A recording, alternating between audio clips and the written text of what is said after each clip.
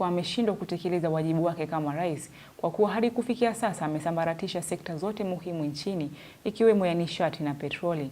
Wakizungumza wakati wa ziara yao kaunti ya Machakos, viongozi hao wamewasuta viongozi wa eneo hilo wanaoshirikiana na serikali wakidai kuwa wameisaliti jamii ya Wakamba, huku wakitoa wito kwa wananchi kuwaunga mkono ili kuhakikisha kuwa Rais Ruto anaondoka mamlakani baada ya uchaguzi mkuu mwaka ujao. Viongozi wa upinzani walitua kaunti ya Machakos katika ziara ambayo ilishamiri semi za kukosoa utendakazi wa serikali. Viongozi hawa wakiongozwa na kinara wa Wiper Kalonzo Musyoka na mwenzake wa DCP Rigathi Gachagua wakimsuta Rais William Ruto, wanadai ameshindwa kutekeleza wajibu wake kama rais kwa kuwa hadi kufikia sasa amesambaratisha sekta zote muhimu nchini. Wameshikana na mtu anaitwa Njogu kutoka Meru. Hao ndio nauza mafuta. Ametengeneza faida tangu aingie kwa uongozi ya 1.5 trillion.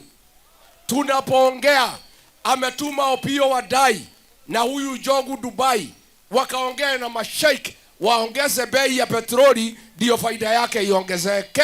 Wameendelea kushinikiza kujiuzulu kwa katibu katika Wizara ya Usalama Raymond Omolo, wakikashifu vikali kuvamiwa kwa seneta wa Vihiga Godfrey Osotsi. Gozi kama seneta Osotsi ambaye nilimwona hospitali jana anapigwa na magunzi ambao wanajulikana. Nimeona wanasema wameshika maguni wawili watatu upande wa Kisumu, lakini yule guni mkubwa anaitwa Raymond Omolo, sababu yeye ndiye anawalipa hawa vijana waumize viongozi. Gachagua akirejelea yaliyojitokeza walipokutana na Rais Ruto kaunti ya Nyandarua na kuahidi kuendelea kukabiliana naye moja kwa moja, akionyesha kuwa na uhakika kwamba Rais Ruto anarejea nyumbani baada ya uchaguzi mkuu wa mwaka ujao. Huyu Kasongo nilimsomea, alikunywa maji chupa 16. Si ndio? Kasongo angaishwe asiangaishwe? Nikamwambia Kasongo, wewe kuja hapa mlimani na adabu. Hapa naleta kierere hapa.